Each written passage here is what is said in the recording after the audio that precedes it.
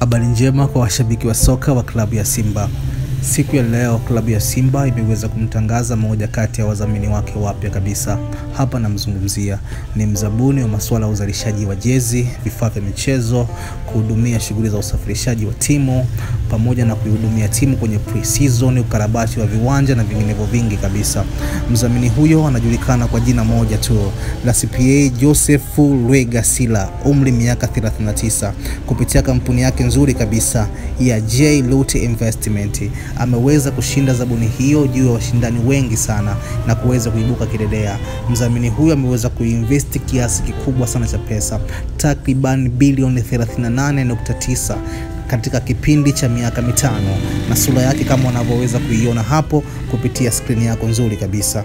Lakini kuna mambo kadha wa kadha mdhamini huyo ameweza kuiahidi klabu ya soka ya Simba kuweza kuwapatia katika kipindi chake hicho cha miaka mitano, kama kuweza kuipatia basi kubwa zuri kabisa, zuri na la kisasa.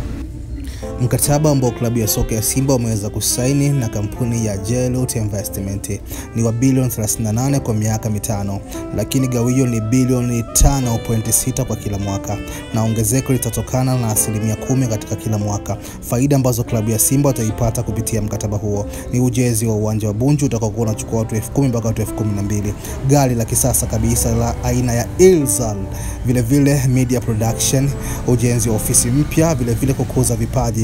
Hapa na maanisha vipaji vya watoto, yani kama academy fulani hivi.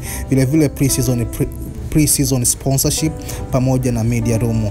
Vile Simba Day itazaminiwa, vile na motisha kwa wachezaji na vitu vinginevyo vingi kabisa ambazo Simba watafaidika kutokana kwenye mradi huu na udhamini huu mzuri kabisa. Huyu ni mzabuni mzuri kabisa ambaye ameweza kujitokeza kwenye klabu ya soka ya Simba. Kama bado haujasubscribe channel yetu hii pendwa, fanya hivyo ili wa kwanza kupata update zetu nzuri kabisa pale pindi tu zinapoweza kutoka.